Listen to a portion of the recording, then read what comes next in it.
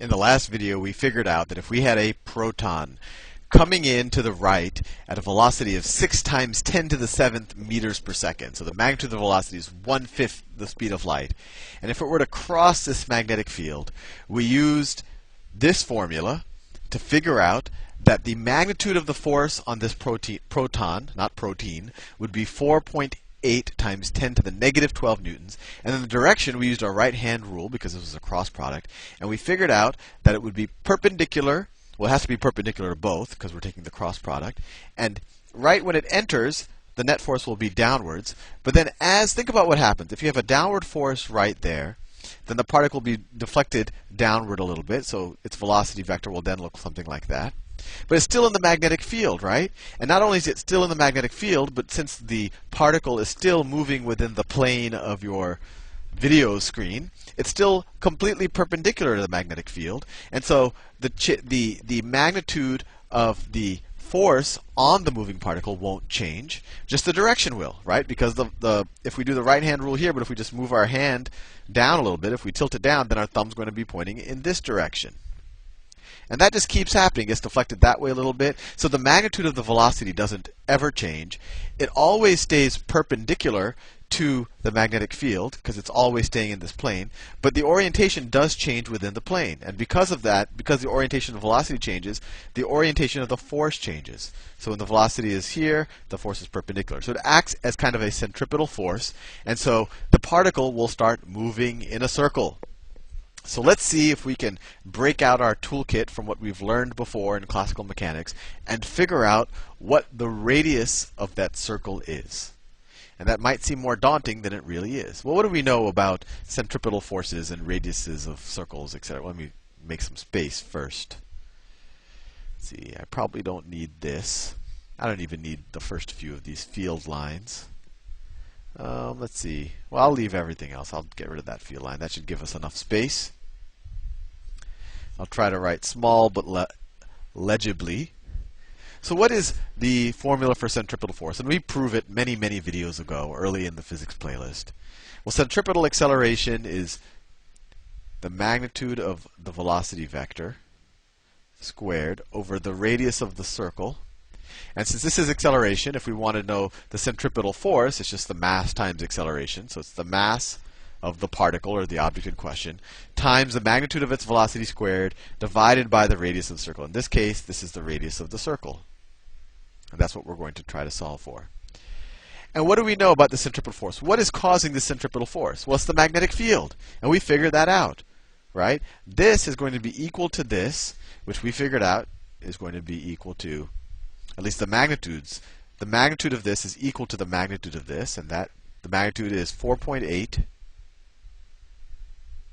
times 10 to the minus 12th newtons. And so the radius is going to be, let's see, if we flip both sides of this equation, we get radius over mass velocity squared is equal to 1 over 4.8 times 10 to the minus 12. I could just figure out what that number is, but I won't worry about it right now. And then we can multiply both sides times this mv squared. And we get that the radius of this circle is going to be equal to the mass of the proton times the magnitude of its velocity squared. The magnitude of its velocity squared divided by the force from the magnetic field, the centripetal force, 4.8 times 10 to the minus 12 newtons. And the radius should be in meters since everything is kind of in the standard SI units. And let's see if we can figure this out. Get our calculator. And this is where that constant function is useful again, because what is the mass of a proton? Well, that's something that I personally don't have memorized. But if we go into the built-in constants on the TI-85, let's see, more. Mass of a proton. This is mass of an electron. Let me scoot it over a little bit. This is mass of an electron. This is mass of a proton. So mass of a proton, that's what we care about, times the magnitude of the velocity squared. What was the velocity? It was 6 times 10 to the 7th meters per second. So times 6 times 10 to the 7th meters per second squared, right? Because I have to take them, and then all of that divided by the magnitude of the centripetal force, which is the force that's being generated by the magnetic field. That's 4.8 times 10 to the negative 12. So divided by 4.8 e minus 12. And let's see. Hopefully we don't get something funky. There we go. And that's actually a pretty neat number. 1.25 meters. That's actually kind of a number that we can imagine. So if you have a proton going through going in this direction at 1/5 the speed of light through what did I say it was? It was a 0.5 Tesla magnetic field where the vectors are pointing out of the video. We have just shown that this proton will go in a circle of radius 1.25 meters, which is neat because it's a number that I can actually visualize. And so this whole business of magnetic fields making charged particles go into circles, this is one of the few times that I can actually say has a direct application into things that you've seen. Namely, your TV, or at least the old school TVs and the non-plasma or LCD TVs, your cathode ray TVs take advantage of this, where you essentially have a beam of not protons but electrons, and a magnet, if you take apart a TV, which I don't think you should do because you're more likely to hurt yourself because there's a vacuum in there that can implode and all of that. But essentially, you have a magnet that deflects this electron beam and does it really fast, so it scans your entire screen of different intensities, and that's what forms the image. I won't go into that detail. Maybe one day I'll do a whole video on how TVs work. So that's one application of a magnetic field causing a beam of charged particles to curve. And then the other application, this is actually one where it's actually useful to make the particle go in a circle, is these cyclotrons that you read about, where they take these protons and they make them go in circles really, really fast, and then they smash them together. Well, have you ever wondered, how do they even make a proton go in a circle?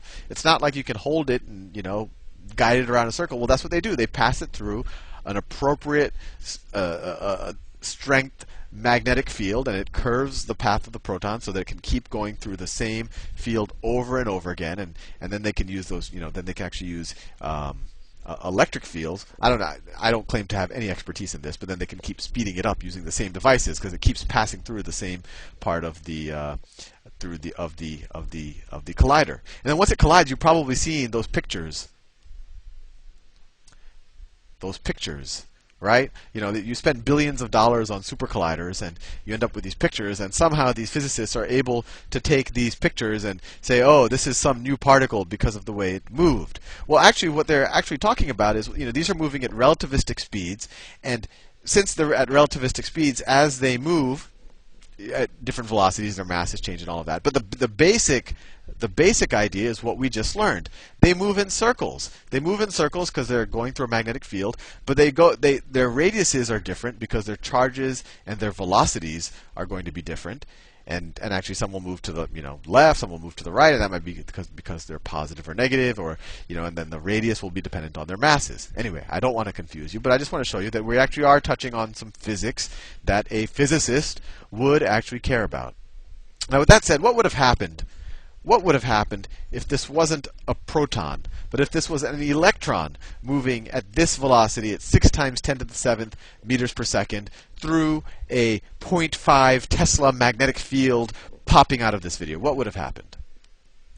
Well, this formula would have still been the same. The magnitude of the force is the charge, but it wouldn't be the charge of the proton. It would be the charge of an electron times 6 times 10 to the 7th meters per second times 0.5 Teslas. So what's the difference between the charge of a proton and the charge of an electron? Well, the charge of an electron is negative. So if this was an electron, then the net force would actually end up being a negative number. So what does that mean? Well, when we use the right-hand rule with the proton example, we said that at least when the proton is moving in this direction, that the net force would be downwards, right?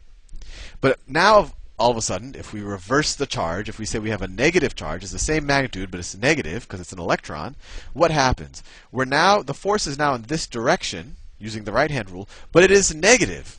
So really, it's going to be a positive force of the same magnitude in this direction. So if we have a proton, it'll go in a circle in this direction. It'll go like this. But if we have an electron, it'll go in a circle of the other direction. And now let me ask you a question. Is that circle going to be a tighter circle or a wider circle? Well, the mass of an electron is a lot smaller than the mass of a proton, and we had the radius is equal to the mass times the velocity squared divided by the centripetal force. So if this mass is smaller, the radius is going to be smaller. So the electron's path would actually, it would move up, and it would be a smaller radius, actually proportional to the difference.